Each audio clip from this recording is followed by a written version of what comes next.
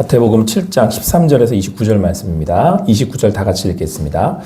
좁은 문으로 들어가라. 멸망으로 인도하는 문은 크고 그 길이 넓어 그리로 들어가는 자가 많고 생명으로 인도하는 문은 좁고 길이 협착하여 찾는 자가 적음이라. 거짓 선지자들을 삼가라. 양의 옷을 입고 너희에게 나아오나 속에는 노략질하는 일이라. 그들의 열매로 그들을 알지니 가시나무에서 포도를 또는 엉겅퀴에서 무화과를 따겠느냐.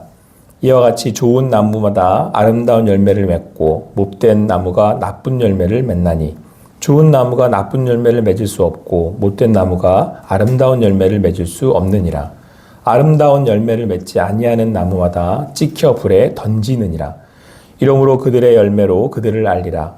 나더러 주여 주여 하는 자마다 다 천국에 들어갈 것이 아니요 다만 하늘에 계신 내 아버지의 뜻대로 행하는 자라야 들어가리라. 그날에 많은 사람이 나더러 이르되 주여 주여 우리가 주의 이름으로 선지자 노릇을 하며 주의 이름으로 귀신을 쫓아내며 주의 이름으로 많은 권능을 행하지 아니하였나이까 하리니 그때에 내가 그들에게 밝히 말하되 내가 너희를 도무지 알지 못하니 불법을 행하는 자들아 내게서 떠나가라 하리라.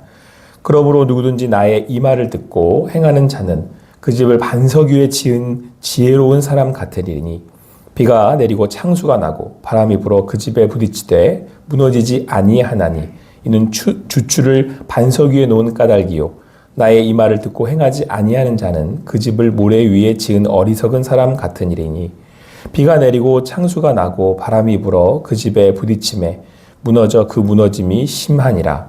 예수께서 이 말씀을 마치심에 무리들이 그의 가르침에 놀라니 이는 그 가르치시는 것이 권위 있는 자와 같고 그들의 서기관들과 같지 아니함일러라. 아멘. 오늘 주신 말씀 마태복음 7장 13절에서 29절까지의 말씀을 통해서 반석 위에 지은 집이라는 말씀으로 함께 은혜를 나누기를 원합니다. 오늘 성경은 생명으로 인도하는 문이 좁다라고 말씀하고 있습니다. 그래서 협착하여 좁아서 찾는 자가 적다라고 말씀합니다. 그 이유에 대해서 설명하시는데요. 그 이유는 바로 그 문으로 들어가는 영생으로 들어가는 그 문으로 나아가는 자는 아름다운 열매, 좋은 열매를 맺어야 하기 때문에 그렇습니다. 이어지는 말씀에서 우리가 이 나무가 어떤 열매를 맺느냐에 따라서 그 나무가 어떤 나무인지를 안다라고 말씀합니다. 가시나무는 포도를 맺을 수 없고 엉겅퀴는 무화과를 맺을 수 없다라고 말씀하시면서 좋은 나무마다 아름다운 열을 맺고 나쁜 나무마다 나쁜 열매를 맺는다. 그래서 나무는 그 열매를 보아 아는 것처럼 만약 그 열매가 아름다운 열매를 맺지 못한다면 나무는 찢겨서 불에 던질 것이다 라고 말씀하고 있습니다. 그리고 이어지는 이제 21절부터 23절까지의 말씀에서 이렇게 말씀을 하고 있습니다. 21절 말씀만 같이 읽겠습니다. 같이 읽겠습니다. 시작. 나더러 주여 주여 하는 자마다 다 천국에 들어갈 것이 아니요 다만 하늘에 계신 내 아버지의 뜻대로 행하는 자라야 들어가리라. 그러니까 쭉 이어지는 말씀에서 우리는 이제 이렇게 이해할 수가 있죠.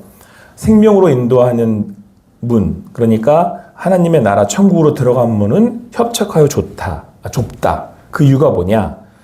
나무가 열매를 보아 알듯이 아름다운 열매를 맺는 나무가 아름다운 열매, 좋은 열매인데, 좋은 나무인데, 좋은 나무가 되는 인생만, 그러니까 좋은 열매를 맺어야만 하나님 나라에 들어갈 수 있다. 그건 바로 다른 것이 아니라 하늘에 계신 아버지의 뜻대로 행하는 사람이어야 한다라고 말씀하고 있다는 겁니다.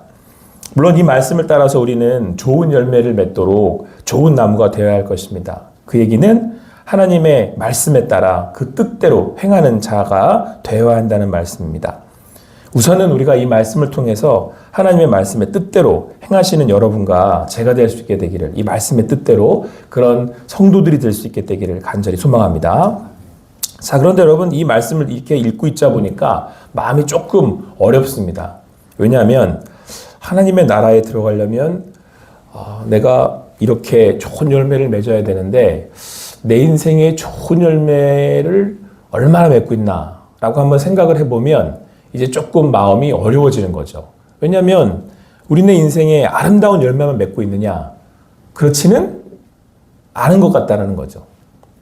그러면 그렇게만 단순하게 생각을 한다면, 그러면 여기서 말하는 나쁜 열매를 맺는다면 나는 하나님 나라에 갈 수 없는 건가? 난 좁은 문으로 들어갈 수 없는 건가? 이제 이런 마음도 들기 때문에 그렇습니다. 그런데 오늘 성경에서는 조금 우리에게 의아한 궁금증을 불러일으키는 말씀을 하는데요. 22절에 이렇게 말씀을 합니다. 그날에, 이날은 이제 마지막 하나님의 나라에 들어가는, 그러니까 천국으로 나아가는 그날을 이야기하죠. 그날에 많은 사람이 나더러 이르되 주여 주여 우리가 주의 이름으로 선지자 노릇하며 주의 이름으로 귀신을 쫓아내며 주의 이름으로 많은 권능을 행하지 아니하였나이까, 이렇게 물을 거라는 거예요. 근데 그때에 하나님이 뭐라고 말씀하시냐면, 나 너희들 모른다. 그것도 도무지 알지 못한대요. 굳이 아주 그냥 모른다고 부정하신다는 거죠. 불법을 행하는 자들아 심히 내게서 떠나가라, 이렇게까지 말씀하신다는 거죠. 근데 이런 사람이 어떤 사람이에요 지금? 주여 주여 주의 이름을 그렇게 평상시에 외치던 사람들이라는 거예요. 그러니까 나는 대놓고 주님 믿습니다, 이렇게 이야기했던 사람들이라는 거예요.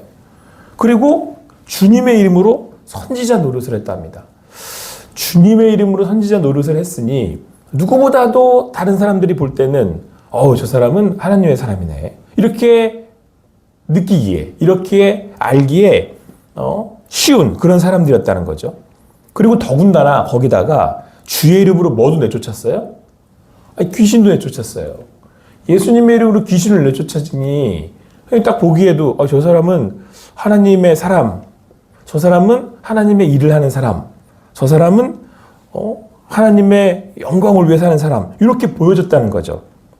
그렇게 주의 이름으로 많은 권능을 행했다는 겁니다. 그러면 여러분 지금도 생각하기에 그냥 제가 이제 목사니까요. 제가 예수님의 이름으로 일을 하잖아요. 예수님의 이름으로 기도를 하고 예수님의 이름으로 말씀을 전하고 예수님의 이름으로 사역을 하고, 근데 그런 저를 모르신다 그런다는 거예요. 이 말씀을 이렇게 또 읽고 있자니 그러면은 그렇지 않은 그런 우리 성도님들이 예수님의 이름으로 그리스도인으로 살아가고 있는데, 그러면은 나는 이런 일은 하면서 그렇지도 않은데 그럼 나는 또 뭔가, 또 이런 생각이 들지 않습니까?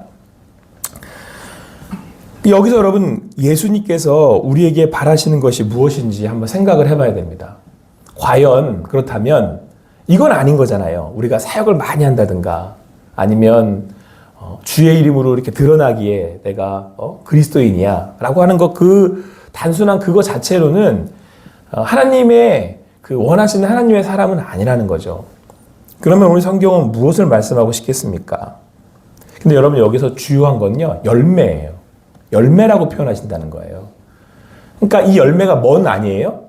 겉으로 드러나는 사역이나 겉으로 드러나는 보여지는 주님을 찾는 명분은 아니라는 거예요.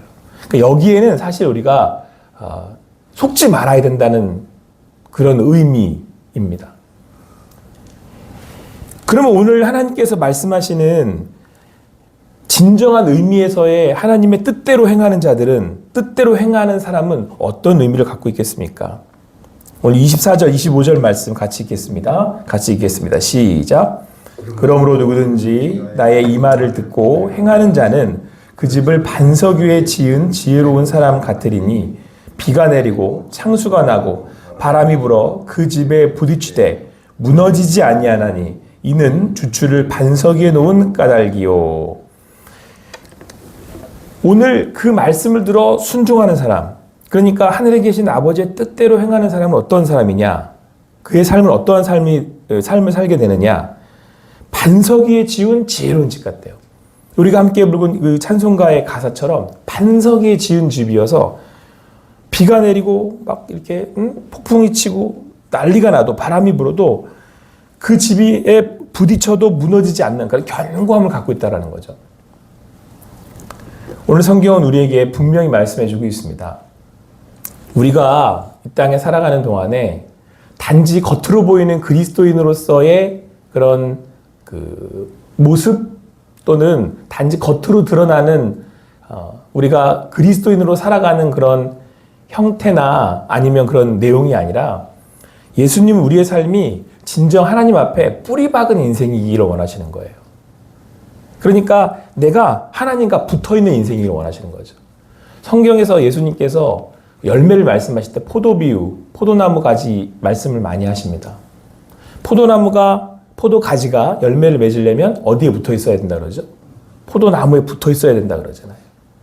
그럴 때 비로소 그 포도가지가 포도 열매를 무성히 풍성하게 맺을 수 있다는 거잖아요. 그러니까 오늘 성경은 뭘 말씀하고 싶냐면 내가 하나님한테 붙어 있어야 된다는 거예요. 내가 예수님께 붙어 있어야 한다는 말입니다. 이 말씀은 나의 삶이 진정 하나님과 관계 안에서 친밀한 삶을 살고 있느냐, 정말 내가 하나님을 아버지로 부르고 있느냐, 그냥 겉으로만 주여 주여 겉으로만 예배 드리는 것으로, 겉으로만 저처럼 목사니까 설교하는 것으로 끝날 것이 아니라 정말 내가 주님 안에 거하고 있느냐, 정말 내가 주님과 동행하는 삶을 살고 있느냐, 성경은 우리에게 묻고 있다는 거예요. 그리고 여러분 이건요 실제적인 거라는 거예요. 그러니까 여러분 내 삶에 어떤 일이 벌어졌어요. 근데 이 삶의 어떤 그런 내용들이 하나님과 관계는 없어. 저도 제가 듣고 과연 정말 그럴까? 라고 궁금해하는 게 한 가지가 있는데 그 유명한 용한 무당들이 가끔 예수님 믿고 이렇게 회개해가지고 인터뷰할 때 있거든요. 사람들이 꼭 묻는 게 뭐가 있냐면 기독교인들 얼마나 오냐고 꼭 물어보면 의외로 많대요. 한 20%에서 30%는 그리스도인들이래요.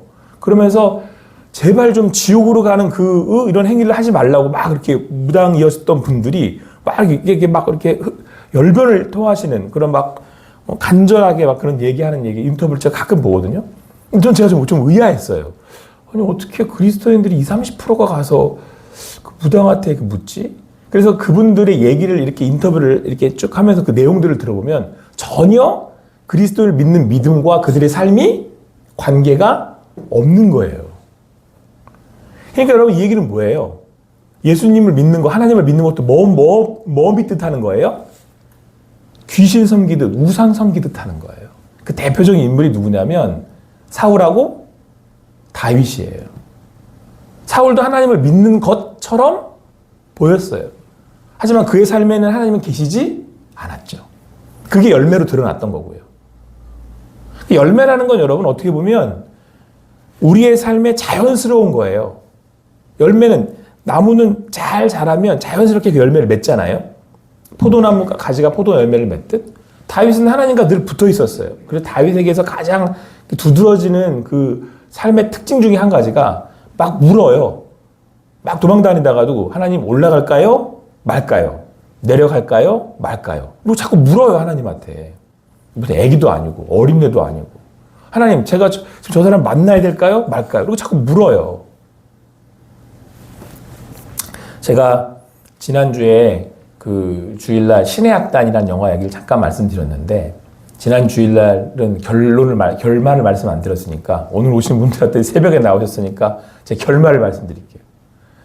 그 교순하고 태성이라고 하는 보이부 장교가 이제 그 거짓으로 교회 그 해외 원조를 받기 위해서 북한에 이제 교회를 짓고 그리고 거기에 이제 찬양단을 만들어야 됐잖아요. 근데 이 두 장교가 그 사람들을 이렇게 그 찬양 부흥회를 위한 찬양단을 준비하면서 그 사람들을 감시하고 있었단 말이에요. 근데 이 찬양 단원들이 결국에는 발각이 돼요. 그 사람들이 월남하려고 한다라는 그 사실에 발각이 돼서 이 두 장교가 이 사람들을 이제 마지막에 이 부흥회를 다 하고 거짓말을 하고 난 다음에는 이 사람들을 처형하게 됐단 말이에요. 근데 이 두 장교가 같이 준비하다 보니까 기도하고 말씀을 읽다 보니까 예수를 믿어버렸어요. 그래가지고 이 두 사람이 이제 예수 그리스도를 믿음으로 고백하게 됐단 말이에요.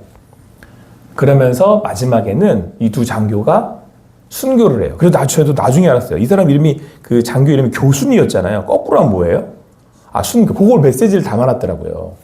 근데 나머지 이제 이 찬양단원들을 월남시켜주고 두 사람은 이제 결국 처형을 당해요. 근데 마지막 장면에 뭐라고 나오냐면 이 교순이라고 하는 이 장교가 마지막에 이제 그 처형을 당하면서 이제 그 흰 설원을 이렇게 막 고문을 당해가지고 이제 끌려가는 그런 장면이 나와요.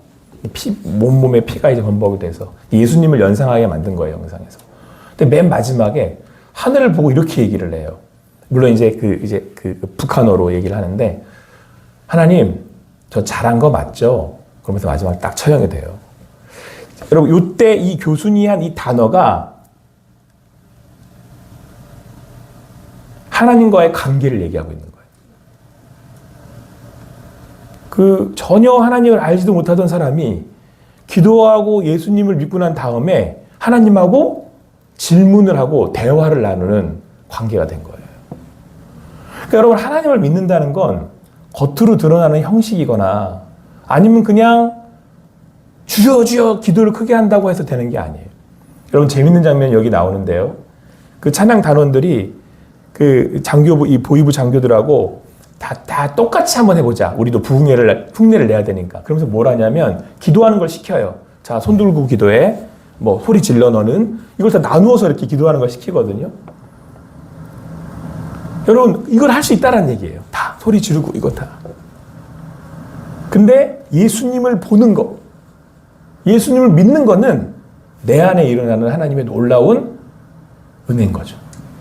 그건 내가 하나님을 아버지라고 부를 수 있는, 그 하나님을 오늘 내가 만나서 그 주님과 동행하는 삶을 얘기하는 거예요. 오늘 주님 안에서 그 주님과 동행하시는 여러분과 제가 되기를 간절히 소망합니다. 근데 이 삶이 어떤 삶이래요? 반석 위에 지은 집이래요. 여러분, 이 교순이라고 한 주인공이요, 어떻게든 이 사람들을, 이 뿌락지들을 발견해가지고 고발하고 죽여서 자기가 그 위에 올라가려고 그래요. 이 위에, 이 장교의 직급 위에 높은 자리에 오르려고 그래요. 그 사람에게 여기가 흔들리지 않는 거죠. 근데 마지막에 힘없이 잡혀서 처형당하는, 그 가진 고문을 당하고 끌려가는 그 장면에서 그 주인공인 교순이 흔들리지 않아요. 두려워하지 않아요. 반석 위에 지은 집. 예수 그리스도의 반석 위에 지은 집. 세상에 어떤 갖은 고통과 고난이 내게 달려와도, 어느 이 말씀대로 어떤 그 비바람이 불어와도 흔들리지 않는 반석 위에 지은 집.